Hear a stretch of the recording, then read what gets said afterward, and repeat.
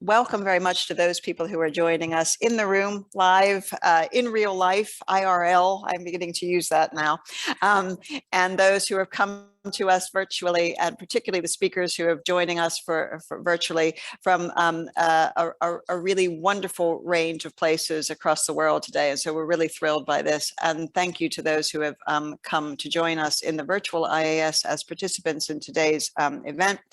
I'm Marsha Meskimmon. I'm the director of the Institute of Advanced Studies. It's really my great pleasure to be kicking off today this final of 3 key sessions, 6 seminars around pacifism and nonviolence that Alex has convened through the IAS over the course of this year as what we call a Spotlight Series. The Spotlight Series for the Institute of Advanced Studies was really something that we heralded last year with our first series, which was on Arctic geopolitics. They are intended to be spaces where we can bring together international and interdisciplinary conversations and dialogues on what we see as being some of the most important and central issues of the day, where being able to bring different perspectives together to counter perceived logic, to challenge ecologies of knowledge that maybe we have had sediment into truisms, to be able to think differently about issues, but also issues that are really significant and important. And it could hardly be, there could hardly be a more critical issue of the day than pacifism and nonviolence. And we are really delighted to have been able to work with Alex over a period of time on these sessions, because he has managed in convening these to open fascinating questions, including issues around the cult of political violence, questions around the remembrance and memorials around violence,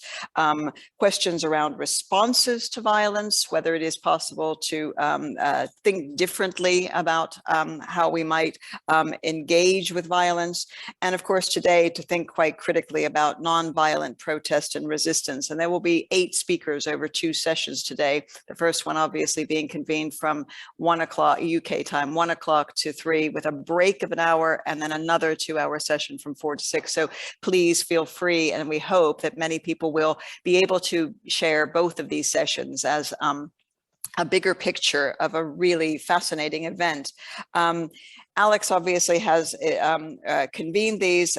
He's a colleague of mine from the social sciences and humanities here at Loughborough University, but also he has convened these as part and parcel of a wider and developing project, which is to launch a journal on pacifism and nonviolence. And many of the people who have been involved with this over the course of this year will be either critically involved as contributors to that and or as editors and editorial board members. And we are really delighted to have that conversation becoming part of the outcome of these conversations that we're having both live and in a hybrid format through the Spotlight Series.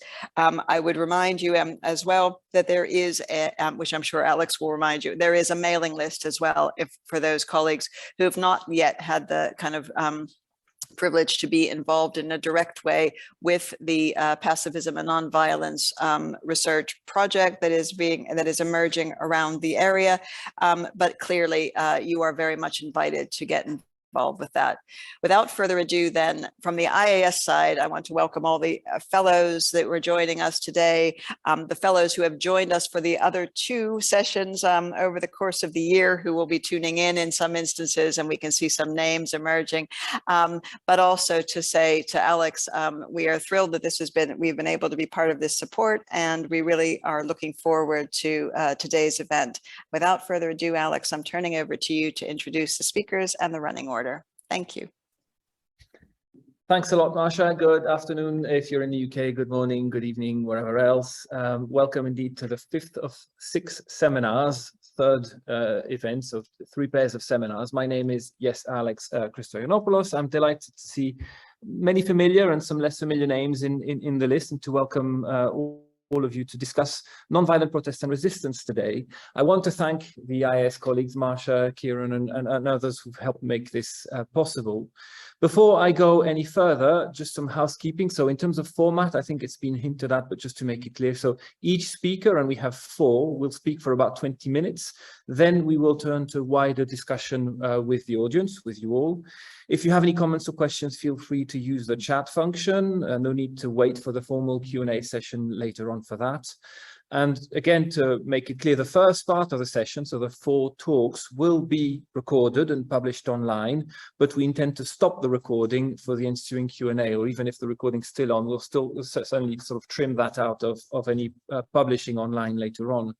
We'll be monitoring the chat throughout the session, so if you have any technical question or comments too, please feel free to post them there.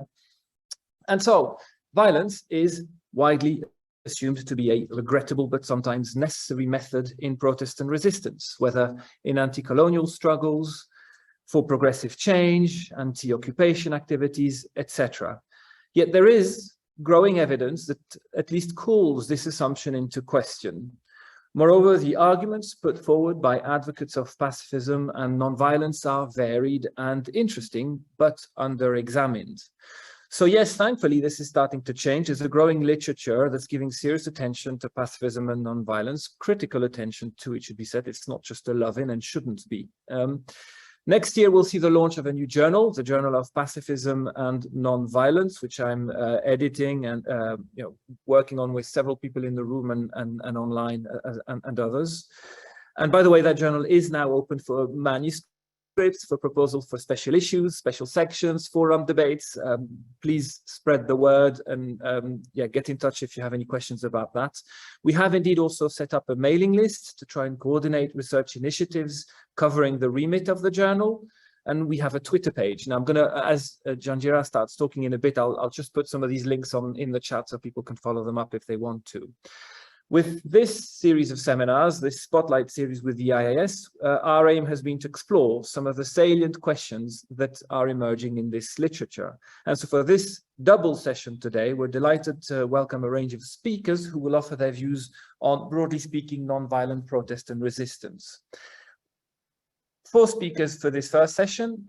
First, Dr. Janjira Sumbatpunsiri from Chulalongkorn University in Thailand will talk about civil resistance in the shadow of digital repression, insights from Thailand. At least that's the title I have, but I might have not updated it fully. Sorry if that's the case, but roughly that area.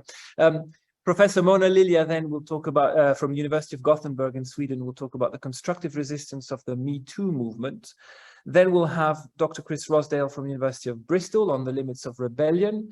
And finally, Dr. Michael Lodenthal from University of Cincinnati, USA, from territorialization to riotization, challenges for today's social movements.